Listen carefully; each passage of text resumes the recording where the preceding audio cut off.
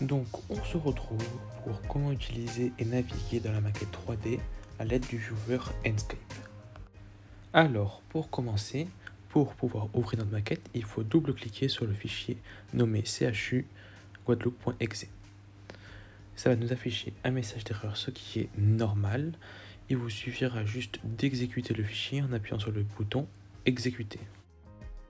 Donc cela vous permet de pouvoir ouvrir la maquette numérique du CHU sans télécharger de logiciel spécial. Donc ça va vous lancer un chargement de Enscape qui risque d'être un peu long, c'est normal.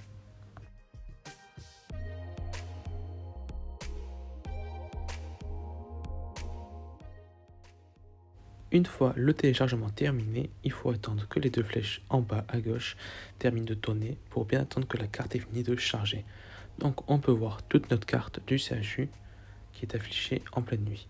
Première chose que nous allons faire, c'est passer en mode jour. Donc pour passer en mode jour, il vous suffira juste de faire un clic droit avec votre souris, ainsi d'appuyer sur Shift et de balader votre souris vers la droite pour aller dans le sens horaire et vers la gauche anti-horaire. Donc nous, ce qu'on veut, c'est d'aller vers le jour pour mieux voir la carte. Donc on va mettre une heure comme par exemple 8 heures, voilà, c'est très bien, c'est la luminosité que l'on veut. Première chose que l'on veut faire, c'est se déplacer dans la carte. Alors comment faire ? Première chose, on peut déplacer notre tête en faisant un clic gauche basique et en tournant la souris comme l'on le souhaite. On peut aussi, avec la roulette, zoomer ou dézoomer.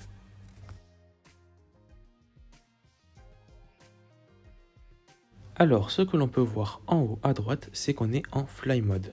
On peut aussi passer en Walk Mode en appuyant une fois sur la touche Espace et en bougeant la souris, ce qui va nous faire tomber lentement vers le sol.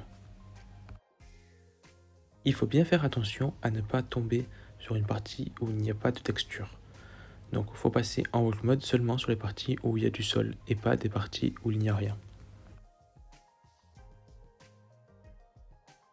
On peut se déplacer dans la map en Walk Mode comme dans un jeu vidéo. Z pour avancer, S pour reculer, Q pour aller à gauche et D pour aller à droite. On peut aussi avancer avec Z et bouger la souris pour bouger notre tête, ce qui nous permettra de nous déplacer comme on le souhaite.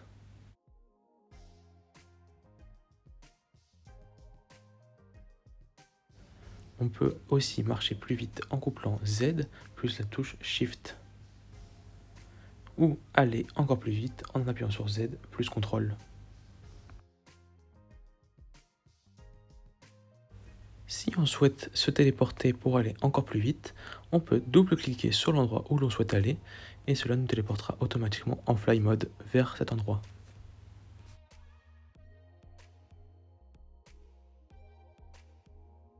Donc maintenant qu'on sait se déplacer dans notre map, on peut apprendre d'autres touches, comme par exemple le point d'interrogation qui nous permet d'afficher une mini-map en haut à gauche, ce qui peut nous permettre de zoomer et dézoomer pour savoir où on se situe dans notre carte, ou de nous déplacer grâce au curseur de la souris. On peut après rappuyer sur la touche point d'interrogation pour faire disparaître cette minimap. Il est aussi possible de masquer tout le panel de commandes et du mode en cours d'utilisation en appuyant sur la touche H. Ceci nous permet d'avoir une meilleure immersion dans notre maquette numérique. Et on peut le rafficher en appuyant sur la touche H.